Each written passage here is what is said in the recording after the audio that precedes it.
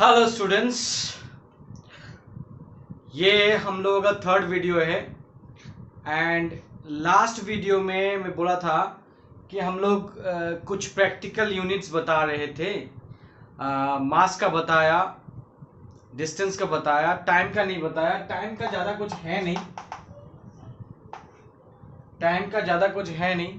हमें पता है कि 1 year equal to 365 days and that is equal to 3.15 and to 10 to the power 7 second. Second में मैंने कन्वर्ट कर दिया, ठीक है।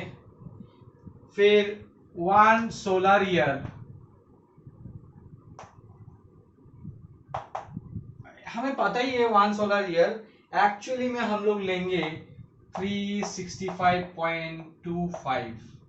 This is the basic, I mean actually जो लेते हैं वो है 365.25 एवरेज सोलर डे, ठीक है। एक है साइडरियल। ओके, साइडरियल डे क्या है? It is the time taken by earth to move in its axis to complete one rotation about its own axis with respect to a very distant star, तो इसको साइडरियल day बोलते हैं। And 1 solar year equal to 366.25 sidereal day.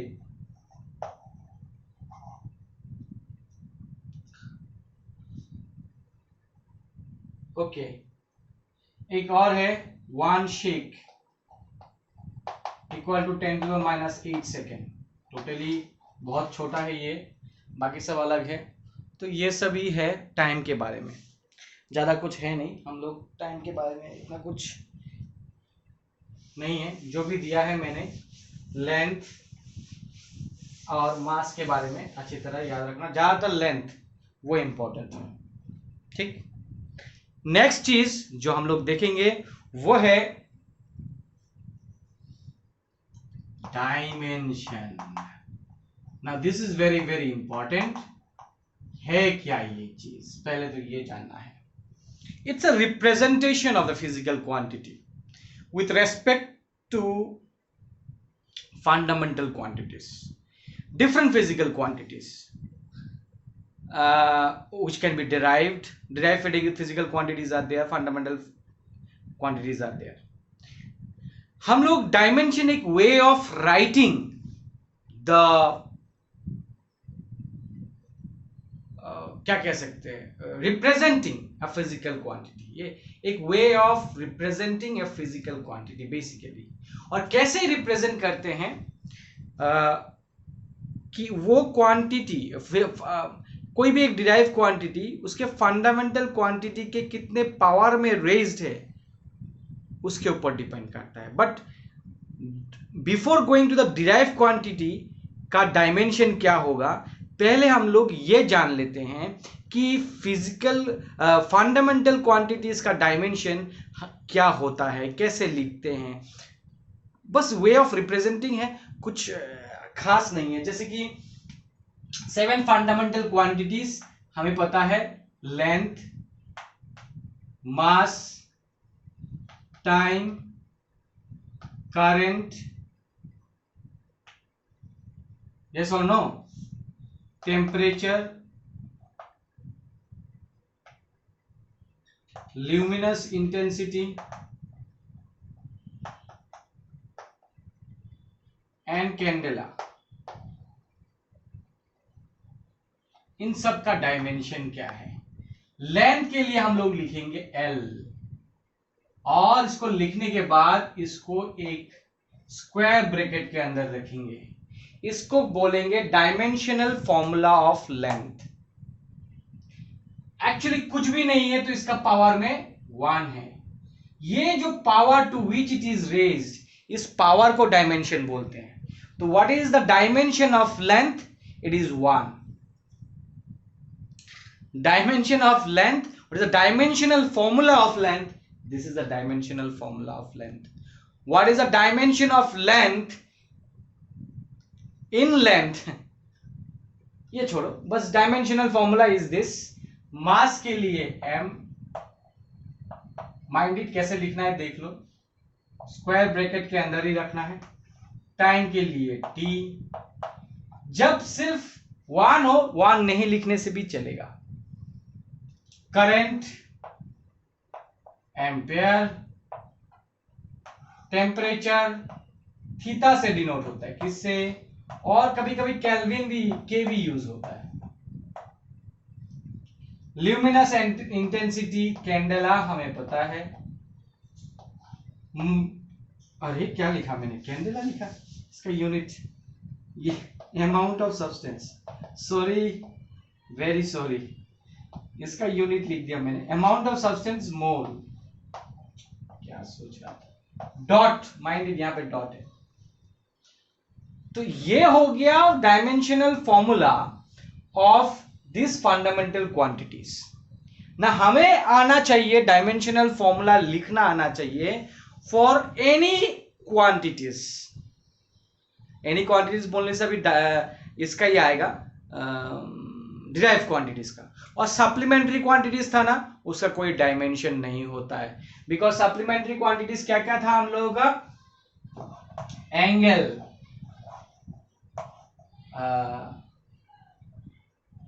Unit बताया था मैं, radian and steradian शायद. Angle and solid angle. Solid angle का unit होता है स्टेरेडियन एंड एंगल का यूनिट होता है रेडियन. इन लोगों का यूनिट है but it does not have any dimension. Dimension मतलब, कहने का मतलब है कि यूनिट एंड डायमेंशन, जिसका यूनिट होगा उसका डायमेंशन होगा ऐसा जरूरी नहीं है. तो कभी कभार पूछता है कि अगर हर एक चीज का यूनिट है तो उसका डायमेंशन होगा? नहीं. जैसे कि एंगल एक डायमेंशन है एंड एंगल का कोई यूनिट नहीं, सॉरी एंगल का यूनिट है जो है रेडियन, डिग्री, ये सब है, but it does not have any dimension. Why? Because angle is basically ratio of length.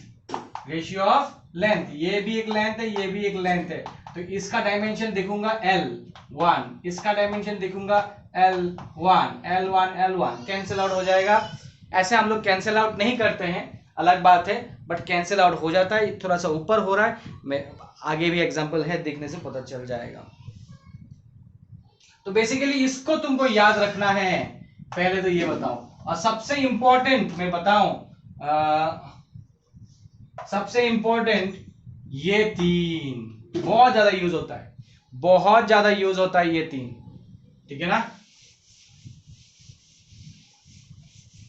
तो dimensional formula of derived quantities कैसे लिखेंगे हम लोगों को ये पता है, मगर dimensional formulas of derived quantities, चलो let us consider derived quantity में क्या क्या है. वेलोसिटी है, चलो velocity is a derived quantity and velocity is nothing but displacement by time. Okay, displacement by time ये पता है हमें, फॉर्मूला से भी हम लोग लिख सकते हैं डिस्प्लेसमेंट बाय टाइम. अब तुम बताओ वेलोसिटी का डिस्प्लेसमेंट क्या है? डिस्प्लेसमेंट किससे मेजर होता है? Length. Displacement is basically length.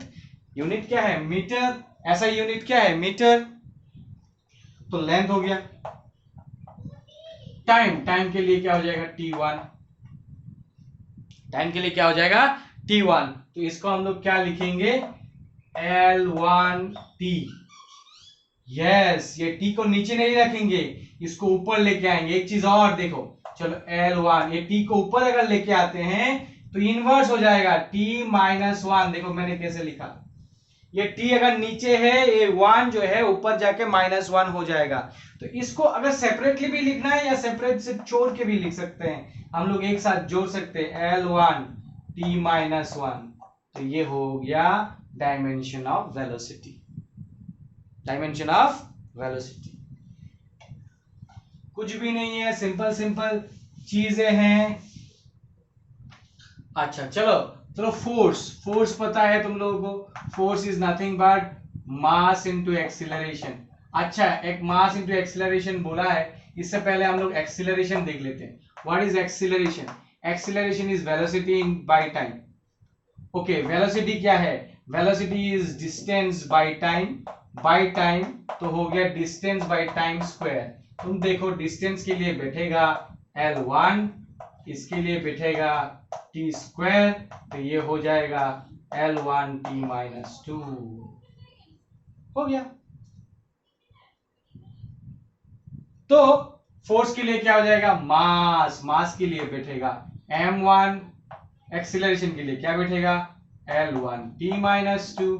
तो ये हो जाएगा क्या? m1 L1 t-2। यही है, ठीक है। हाँ, ऐसे करके भी, ऐसे करके ही करना है, या फिर यूनिट से करना है, यूनिट से भी कर सकता है, फॉर्मूला से करना है, या तो फिर यूनिट से। फोर्स का यूनिट क्या है? न्यूटन। न्यूटन को क्या लिख सकते हैं? केजी मीटर पर सेकेंड स्क्वायर। केजी मीटर पर सेकेंड स्क्वायर, है ना? ये यूनिट है फोर्स का। न्यूटन को हम लोग केजी मीटर पर सेकेंड स्क्वायर, केजी मतलब मास, सी देखो, मीटर, मीटर मतलब लेंथ, है ना? सेकेंड स्क्वायर मतलब टाइम स्क्वायर, देखो। उसी तरह हम लोग इसका मास का m1 L1 नीचे है t-2, ऐसे भी देख सकते हैं। तो ये लिखने की जरूरत नहीं है, डायरेक्टली अगर तुम न्यूटन यूनिट लिखते हो, यूनिट से डायरेक्टली ऐसे कर सकते हो। केजी के लिए मास, मीटर के लिए लेंथ, सेकेंड के लिए टाइम। उसी तरह अगर तुमको ये पता है तो सिमिलरली यहाँ पे भी हम लोग क्या करेंगे? फॉर्मूला से भी कर सकते हैं, जैसे कि फॉर्मूला से किया, तुम्हारा मर्जी, बट ब्रैकेट देना भूलना नहीं, ब्रैकेट देना पड़ेगा। और भी देख सकते हैं हम लोग, प्रेशर देख सकते हैं। Pressure, pressure pressure pressure pressure is nothing but force by area. Okay, force क्या है? अभी अभी जरूरत नहीं है तुमको, तुम ऐसे भी कर सकते हैं, मास इंटू एक्सेलरेशन, ऐसे करके करोगे तो भी चलेगा। मास इंटू एक्सेलरेशन, ठीक। एरिया के लिए ऐसे लिख दो, लेंथ स्क्वायर, ठीक। मास के लिए, मास के लिए क्या हो जाएगा? m1, एक्सेलरेशन के लिए L1 t-2, और इसके लिए क्या हो जाएगा? L2, है ना? तो यहाँ पे क्या हो जाएगा? m1 L2 ऊपर चला जाएगा तो हो गया L-2, ठीक है। और ये तो है ही L1 t-2।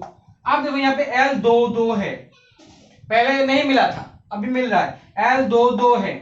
पावर देखो, हम लोग बताया था power x square into X to the power 5, क्या हो जाएगा? पावर ऐड हो जाएगा, 2 + 5 मतलब 7। अच्छा, अगर x square into x minus 1, तो ये क्या हो जाएगा? x2 + -1, तो हो जाएगा ना +1, है ना? इसी तरह -2 + 1 हो जाएगा -1, तो हो जाएगा m1 L-1 t-2। ये हो गया प्रेशर, प्रेशर का डायमेंशनल फॉर्मूला। इसको इस तरह भी लिख सकता है, प्रेशर का डायमेंशनल फॉर्मूला, ठीक। इधर देखो, अब प्रेशर को मैंने लिख दिया ऐसा P, और इसको ऐसे रख दिया, और ऐसे लिख दिया m1 L-1 t-2। इसको कहते हैं डायमेंशनल इक्वेशन। क्या बोलते हैं? जब right hand side and left hand side दोनों का यूज कर रहे हैं विथ क्या? विथ स्क्वायर ब्रैकेट, तो इसको डायमेंशनल इक्वेशन बोलते हैं। इस तरह भी लिख सकता था मैं, प्रेशर m1 L-1 t-2, तो ये भी डायमेंशनल इक्वेशन ही बोला था, ठीक है।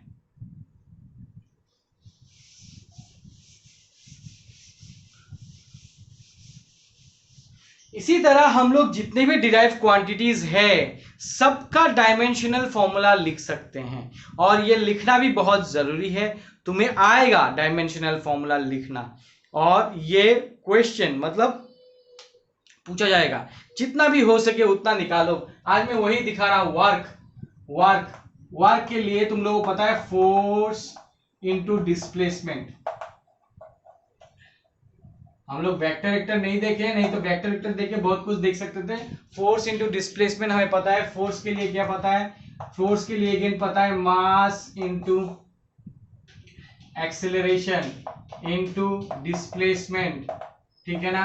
लिखना स्टार्ट कर दे। हमें पता है मास के लिए चलो मास रख रहे हैं अभी, एक्सेलरेशन के लिए लेंथ बाय टाइम स्क्वायर, है ना, इनटू डिस्प्लेसमेंट, ऐसे लिख सकते हैं हम लोग। तो वर्क के लिए क्या हो जाएगा, ये हो जाएगा m1, ये हो जाएगा L1 t माइनस 2, ये हो जाएगा L1। तो यहाँ पे हो जाएगा देखो m1 L1 1 1 plus 1 2 2 t minus 2। Follow करो मुझे अच्छी तरह, डायमेंशन लिखना आना ही चाहिए, बस कहने का मतलब है डायमेंशन लिखना आना ही चाहिए, वो और कुछ नहीं हो सकता, ये मस्ट है, ठीक है ना। ऐसे और भी है, और क्या कर सकते हैं, एनर्जी एनर्जी एनर्जी एनर्जी पता है, एनर्जी एनर्जी एनर्जी एनर्जी अच्छा एनर्जी तो पता ही नहीं। एनर्जी का डायमेंशन, एनर्जी का डायमेंशन एंड वर्क का डायमेंशन सेम है, बिकॉज दोनों का यूनिट सेम है। वर्क भी जूल, एनर्जी भी जूल। क्यों, मैंने एक चीज बताया था, एनर्जी इज नथिंग, सॉरी तुम लोगों को बताया था क्या,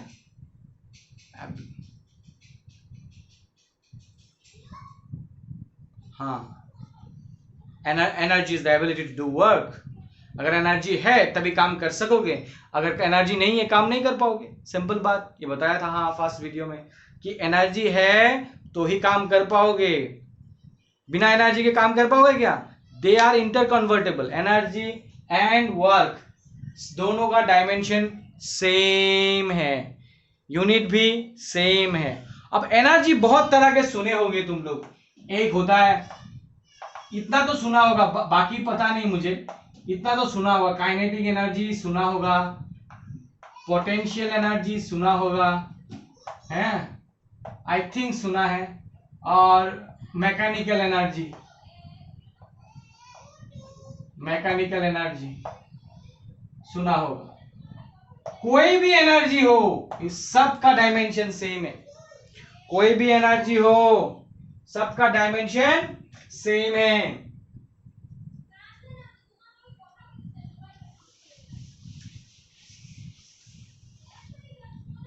काइनेटिक एनर्जी का डायमेंशन का सॉरी फॉर्मूला क्या है, half M V square. Potential energy, अगर मैं ग्रेविटेशनल पोटेंशियल एनर्जी बोलूं M G H. And what is mechanical energy, oh mechanical energy is kinetic energy plus potential energy. यहां पे एक बहुत इंपॉर्टेंट चीज है, यहां पे बहुत बहुत इंपॉर्टेंट चीज है, मैं बताता हूं। पहले काइनेटिक एनर्जी का डायमेंशन देख लेते हैं। काइनेटिक एनर्जी का डायमेंशन हाफ, यहां पे एक बहुत बड़ा इंपॉर्टेंट चीज है, half is a constant and constant doesn't have any dimension, constant doesn't have any dimension.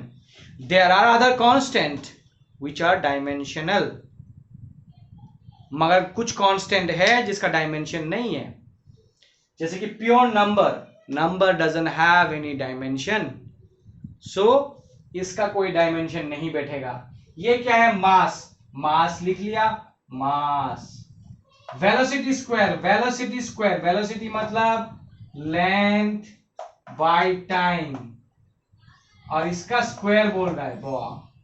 तो यहां देखो mass into length square into time square. अच्छा तो देखो मास के लिए बैठ गया मेरा m1, इसके लिए बैठ गया L2। मतलब क्या है, तुम ऐसे भी लिख सकते हैं, स्क्वायर टाइम का t माइनस 1 स्क्वायर, तो ये आ जाएगा क्या m1 L2 1 2 माइनस 2। ये पता है ना तुम लोगों को, x स्क्वायर पावर और आ गया तो ये x to the power 2 into 2 4 हो जाएगा, x3 स्क्वायर क्या हो जाएगा x टू द पावर 6। उसी तरह अगर -3 हो जाता है, -3 तो -6 हो जाएगा। 3 into minus, sorry 2 into -3 is -6। तो देखो वर्क का भी कितना था, वर्क का भी हमारा m1l2t-2 ही था। काइनेटिक एनर्जी का भी उतना ही आया। पोटेंशियल एनर्जी का कितना आएगा देख लेते हैं। Potential energy mgh। अच्छा, हमें पता ही नहीं सर mgh क्या चीज है। पोटेंशियल एनर्जी, m का मतलब मास है और g का मतलब ग्रेविटी। ग्रेविटी नहीं बोलेंगे, एक्सीलरेशन ड्यू टू ग्रेविटी बोलेंगे कि ग्रेविटी के वजह से एक्सीलरेशन है, तो एक्सीलरेशन ही। तो एक्सीलरेशन का भी यूनिट हमें पता ही है, एक्सीलरेशन। h मतलब हाइट, हाइट मतलब अगेन लेंथ। तो तुम देखो मास के लिए m1, इसके लिए l1t-2, इसके लिए l1। तो तुम देखो फिर से m1 L1 L2 t-2 मतलब ये या फिर ये तीनों के लिए मेरा डायमेंशनल फॉर्मूला सेम है। तो सर मैकेनिकल एनर्जी के लिए कैसा होगा? आपने बोला कि mechanical energy is kinetic energy plus potential energy, है या नहीं? तो क्या सर इसका डायमेंशन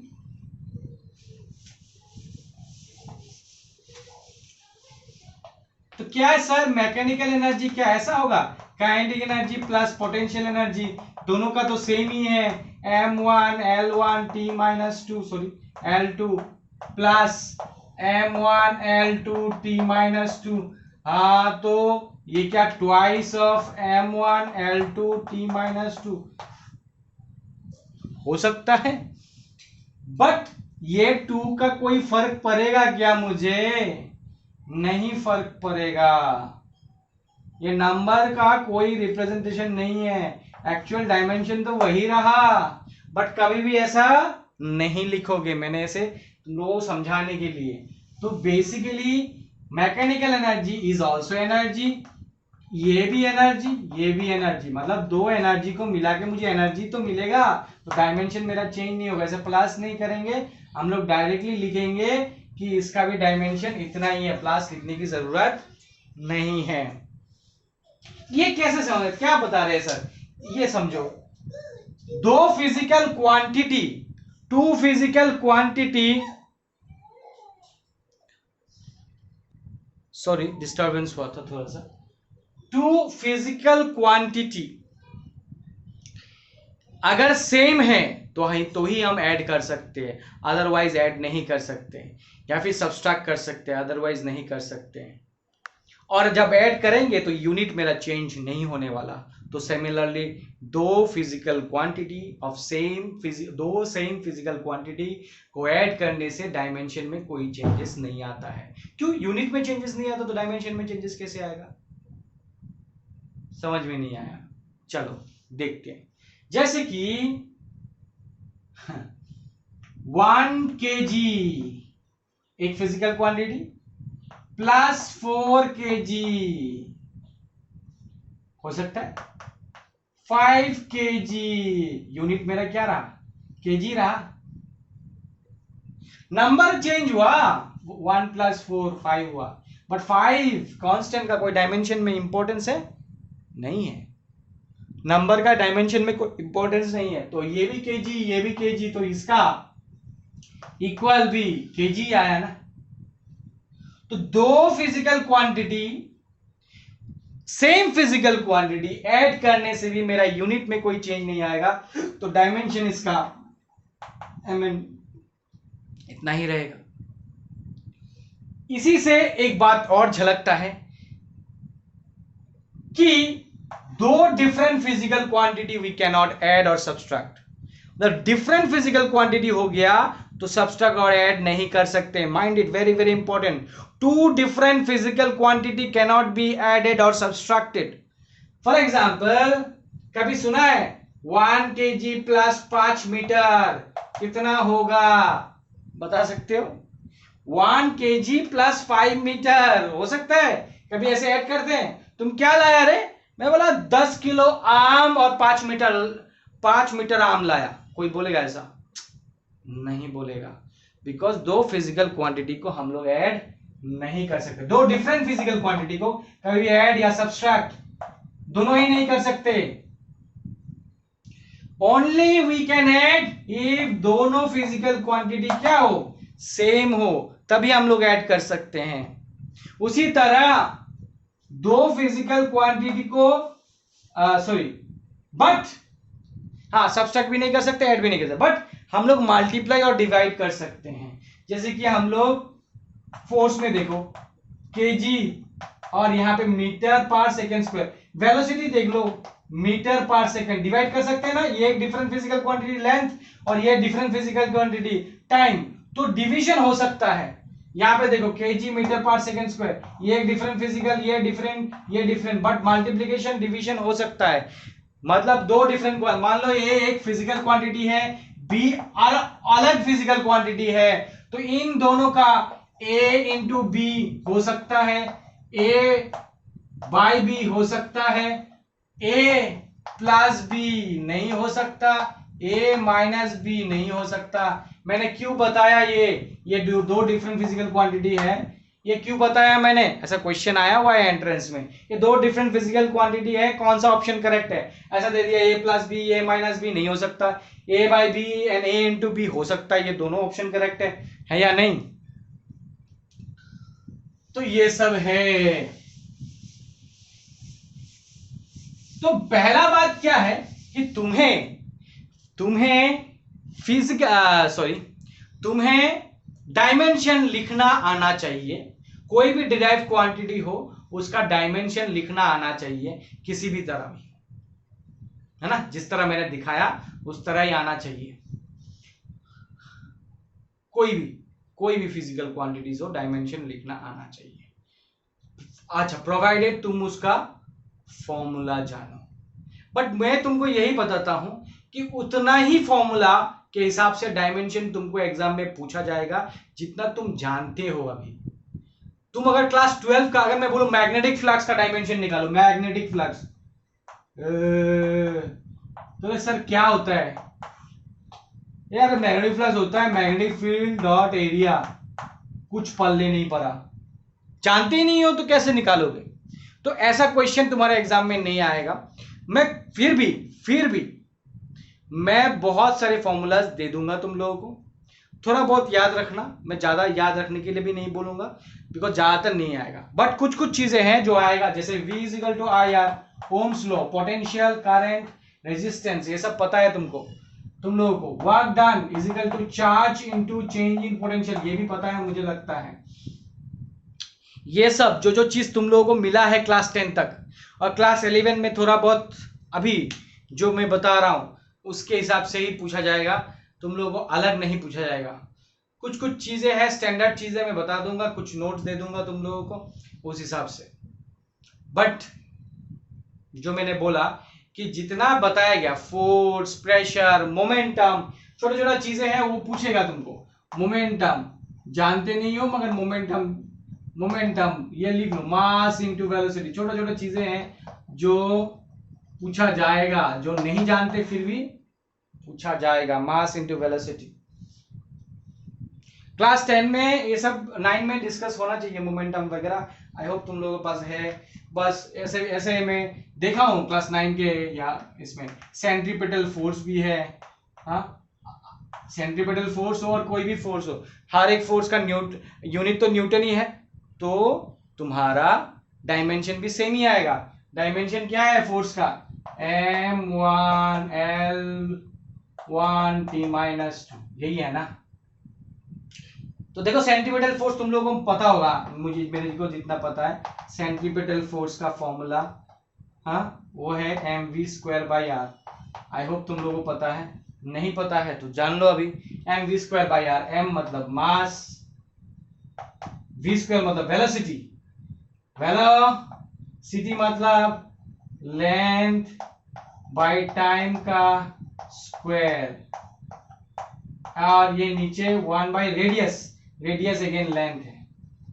तो तुम देखो ये क्या हो जाएगा, ये लेंथ, एक लेंथ कैंसिल हो जाएगा, तो रहेगा mass into length into time -2। तो तुम देखो m1 l1 t -2। तो बेसिकली मेरा सेंट्रीपिटल फोर्स हो या फिर कोई और फोर्स हो तब भी यही होगा। कुछ कुछ चीजें हैं जो डिफाइन किया जाता है फोर्स पर यूनिट लेंथ, ऐसा बोल देगा what is force per unit length. तो फोर्स पर यूनिट लेंथ मतलब फोर्स को लेंथ से डिवाइड किया गया। Force per unit area is pressure, force per unit length है ना, फोर्स पर यूनिट लेंथ ये भी एक सरफेस टेंशन के हिसाब से नाम से जाना जाता है। तो सरफेस टेंशन नाम है इसका, फोर्स पर यूनिट लेंथ। तो कभी कभार बोल देगा कि फोर्स नहीं बोल के बोलेगा find the dimension of force per unit length. तो तुमको क्या करना पड़ेगा, फोर्स का तो डायमेंशन होगा, नीचे एक लेंथ का डायमेंशन आ जाएगा, फिर उसको ऊपर लेके जाओगे, जैसे निकालना है वैसे निकालोगे। ठीक, ऐसे बहुत सारी चीजें हैं, हम लोग आगे भी डिस्कस करेंगे। आज के वीडियो के लिए इतना ही काफी है। That's all for this video. Thank you, bye bye.